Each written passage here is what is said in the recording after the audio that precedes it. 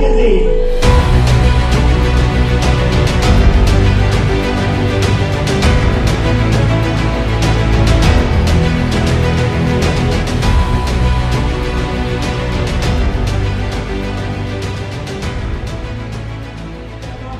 ဒီပတ်စံတင်ပြတာတစ်နှစ်ကျော်ရှိပြီလက်ပြောင်းလို့မရလှုပ်ရှားလို့မရအခုဆရာဆွတော်မတဲ့ကမှာ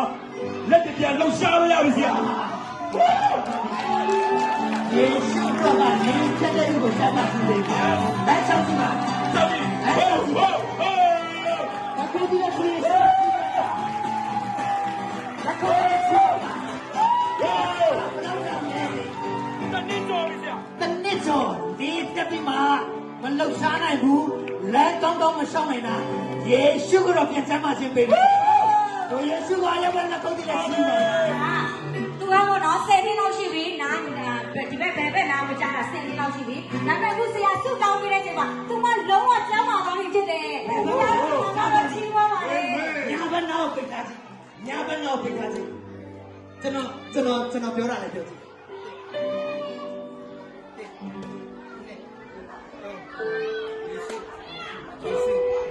ယေရှုကြောင့်အားကြပြီဟာဘယ်ကတော့မချတာယေရှုကတည်းကကျမ်းမာခြင်းပေးပြီးတယ်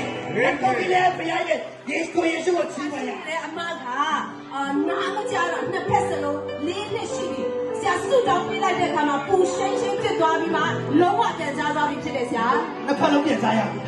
အရင်ကနှစ်ဖက်လုံးမစားရအခုရှင်းရှင်းလင်းစားရ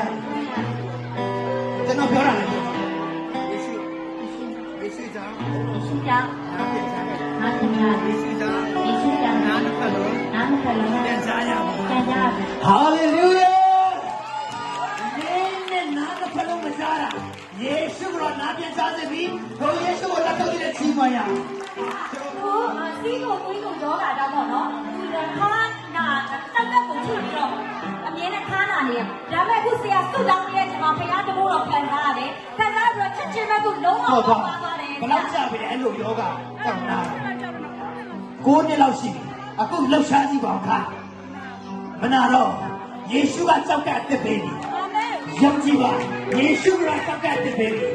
နောက်တစ်ဘယ်တော့မှခါနာရတဲ့ကြောက်တဲ့လူရှိမှာမဟုတ်ဘူးလာကောင်းကြည့်ပါစေ